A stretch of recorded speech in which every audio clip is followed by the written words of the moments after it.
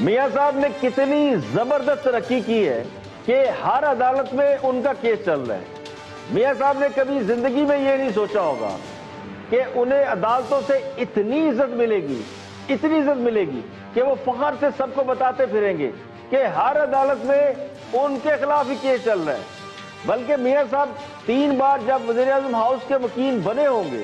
تب بھی ان کے وہم و گمان میں نہیں ہوگا کہ ایک دن ایسا بھی آئے گا کہ روزانہ عدالت کے باہر کھڑے ہو کر وہ لوگوں سے مخاطب ہوا کریں گے،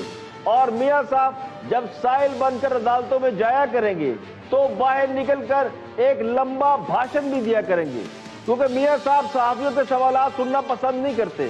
بلکہ میڈیا کے سامنے خطاب کرتے ہیں اور نکل جاتے ہیں۔ اب میاں صاحب فرماتے ہیں کہ جدھر دیکھو میرا ہی جلوہ ہے، تو یہ مت سوچئے کہ میاں صاحب کو یہ مقام کوئی بہت آسانی سے مل گیا ہے۔ ہر آدمی کے نصیب میں یہ کہا کہ ساری عدالتوں میں اس کے ہی کیس چل رہے ہوں، یہ خوبی صرف میاں صاحب میں پائی جاتی ہے۔ اور خدا نہ خواستہ اگر کسی دن میاں صاحب کو جیل جانا پڑ گیا، جیسا کہ ان کے مخالفین دعوے کرتے ہیں اور سوچتے ہیں کہ میاں صاحب کو بالآخر جیل ہی جانا پڑے گا، تو پھر میاں صاحب یہ کہتے پھریں گے آج کل ہر جیل میں ہی پایا جاتا ہوں، میں ہی دکھائی دیتا ہوں۔ غالباً اس کی وجہ یہ بھی ہو سکتی ہے کہ میاں صاحب کو ہر طرف میاں صاحب ہی نظر آتے ہیں، جس طرف آنکھ اٹھائیں تیری تصویراں ہیں۔ میاں صاحب ہر جگہ خود کو ہی دیکھتے ہیں۔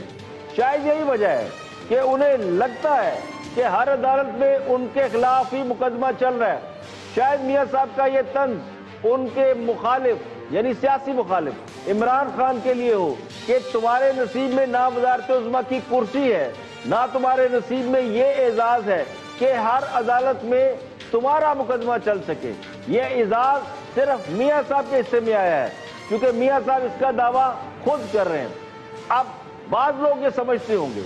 کہ میاں صاحب کو بیٹھے بٹھائے اللہ نے اتنی عزت دے دی ہے کہ ہر عدالت میں ان کے خلاف ہی مقدمہ چل رہا ہے، تو اپنی غلط فہمی دور کر لیں۔ میاں صاحب 30 سالہ سیاسی مشقت کے بعد اس مقام پر پہنچے ہیں، اور پتہ نہیں کیا کیا کرنا پڑا ہوگا میاں صاحب کو، تب جا کر یہ اعزاز نصیب ہوا ہے۔ اب مخالفین جلتے ہیں تو جلیں، کیونکہ مخالفین کا کام ہی جل